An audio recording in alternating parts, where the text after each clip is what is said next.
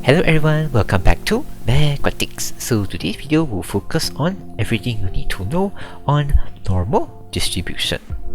So once we reach Z, then we'll go to our fourth step, which is to sketch the graph we saw just now, which is this one. So our mean has changed from mu to 0, which is why the y-axis is in the middle already. Okay, so the value here would be 0 as the middle. So now if we have these two values, we just put inside here the x-axis here, which is these two parts, then we will be able to identify the area that we want, which is this one. So once we have the area, then we can find the probability. But we need to use a table given in SPM, which is known as the probability distribution table, which I will show you all later. Okay. So how do we use this table is using the values here, select the correct probability from the table, which this brings us to step number 5. Select the correct number as our probability. Hey, but the issue with this table, right, it requires the graph to satisfy two conditions. The two conditions would be the area must be from the right side and can be from one side of the graph only. Okay, so this means from the graph here, the area must come from the right side. From the very end from the right side, go to the line that we want. The next one is it must be one side only. So if you have graph something like this, which is two sides, you cannot use this table. It will not help to find the probability. So now if you compare the area that we have, right, it didn't satisfy the first one because it doesn't the area doesn't come from the right side. It starts from the center, the middle. Okay, so how do we adjust our current graph to this graph? Okay, so this one is like we are finding area or shaded region lah. So one of the methods to find shaded area is big area minus small area, right?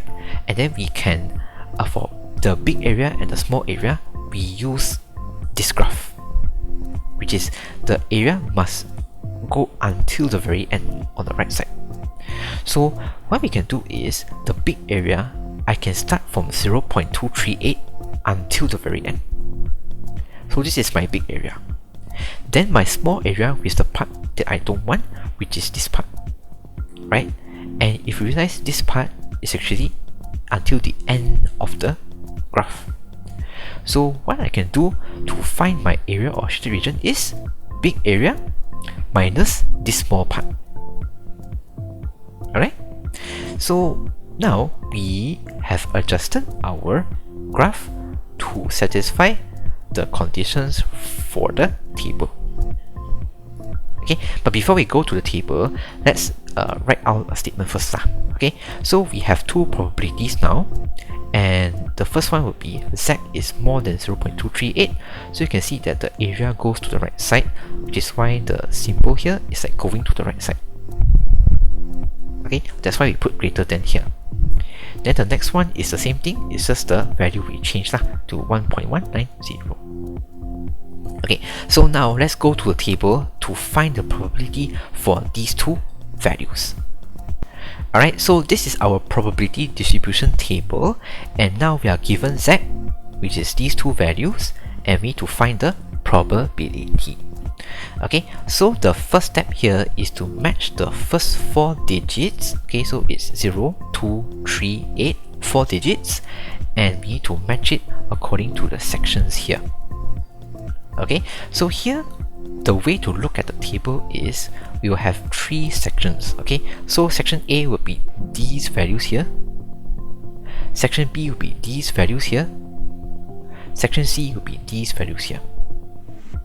Right, so if we look at the first value 0.2, so 0.2 we look at the values here and we see, yeah, it's this one. So we'll be focusing on this row. And the next value is 3, so 3 looking at section B, and 3 is here, so we'll be looking at this column.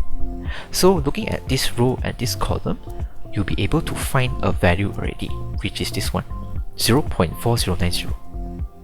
Okay, so let's put it here first. And then the last digit, which is 8, we are looking at section C, so it's this one, and we are looking at this column, right? And then using the same row, which is 0.2, the value we should be looking at is 31. Okay, so what does this 31 mean?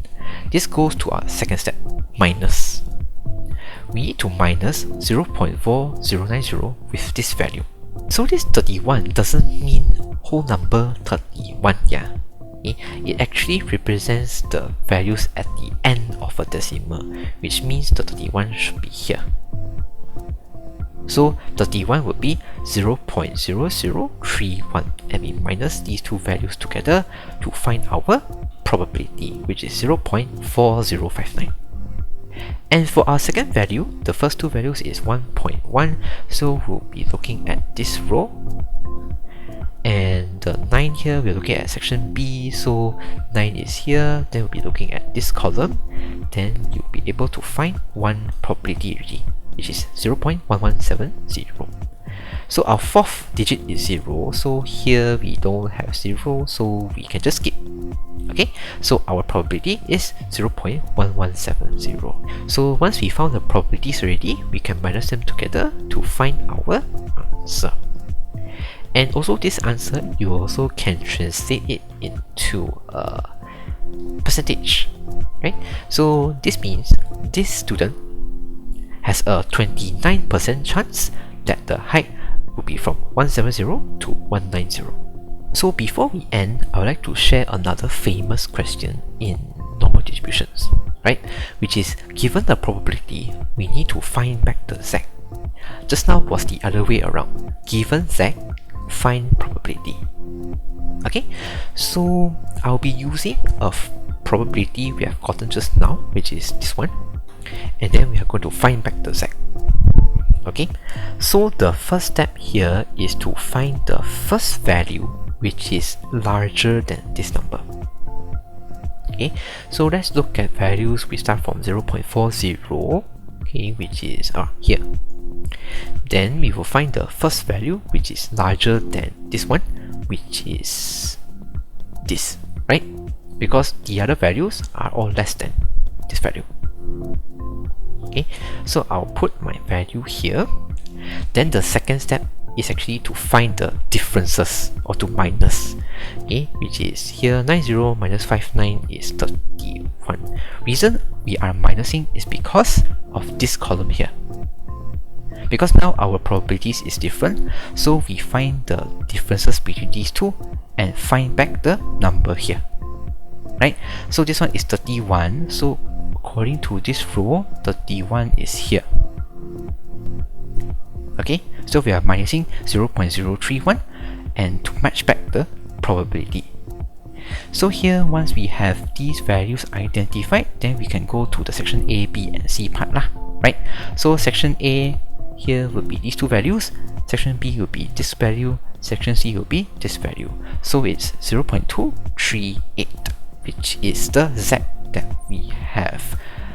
Sorry, the Z we have from the previous example.